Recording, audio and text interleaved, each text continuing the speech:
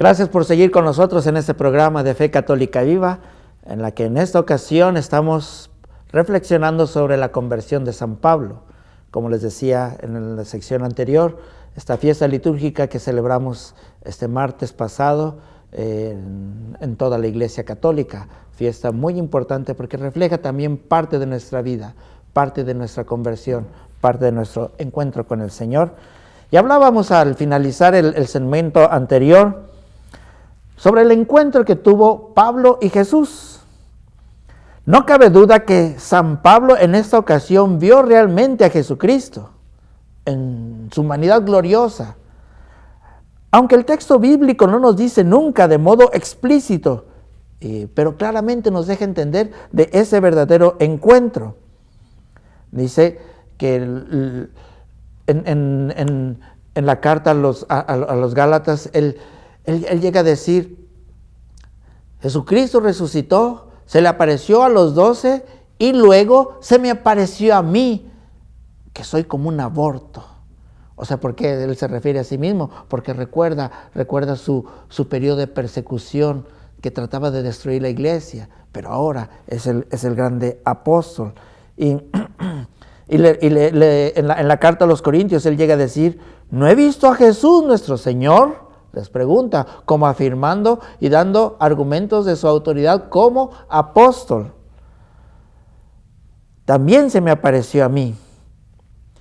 Entonces, aquí vemos que esa es la clave de la conversión de San Pablo, que podemos hablar de conversión y de vocación, porque al mismo tiempo fueron las dos cosas.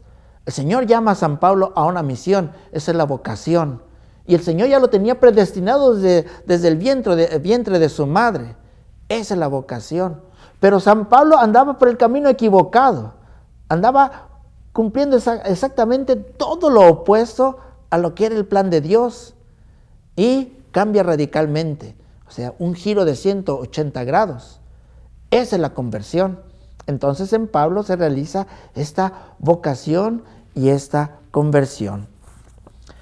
Como les decía, hay varias narraciones de esta conversión de San Pablo, de este encuentro de San Pablo con Jesús.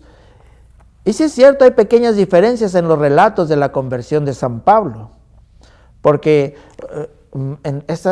incluso les decía que en el libro de los Hechos de los Apóstoles vemos la primera narración en el capítulo 9, después una segunda narración en el capítulo 22 y podemos tener otra tercera narración en el capítulo 26 del mismo libro de los Hechos de los Apóstoles, en diferentes circunstancias y en diferente contexto como se está narrando.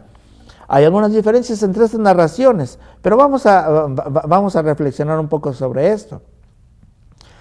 Una de las diferencias dice, porque en una de estas narraciones, los compañeros de Saulo oyen la voz, pero no ven a nadie. Eso es en el capítulo 9. Mientras que en la otra narración, en el capítulo 22, dice, no oyen la voz, pero ven una luz. Entonces, ¿qué es esto? Dice, asimismo, una de las narraciones, esos compañeros estaban de pie atónitos, en el capítulo 9.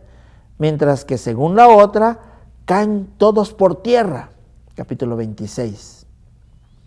En cuanto a si los compañeros de Saulo oyeron o no oyeron la voz de Jesús, ténganse en cuenta la palabra oír. O sea, la palabra oír que denota, o sea, no es que haya contradicción en las narraciones, sino oír se puede usar en diferentes formas. San Pablo oyó y escuchó. Los demás oyeron, pero no escucharon, es decir, no entendieron. Entonces ahora comprendemos por qué esa diferencia en las narraciones. O sea, San Pablo sí identificó y entendió el mensaje. Los demás oyeron, pero no entendieron de qué se trataba. Ahí es donde podemos hablar de estas diferencias. Por eso es que el efecto surtió en San Pablo o en Saulo, no en los demás, porque Saulo fue el que sí oyó, aunque tal vez los demás también habrán escuchado sonidos, pero quien entendió el mensaje fue San Pablo, fue en este caso Saulo. ¿Vieron o no vieron. También hay esa diferencia en las narraciones.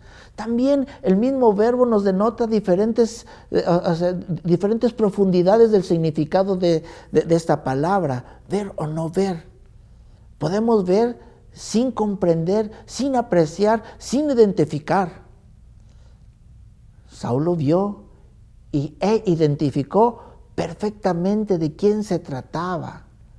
Se trataba de Jesús de Nazaret, lo que los demás no identificaron. Entonces esto lo menciono porque nos dicen, no, es que hay contradicciones. Nada de contradicciones. Es el contexto y es el lenguaje literario.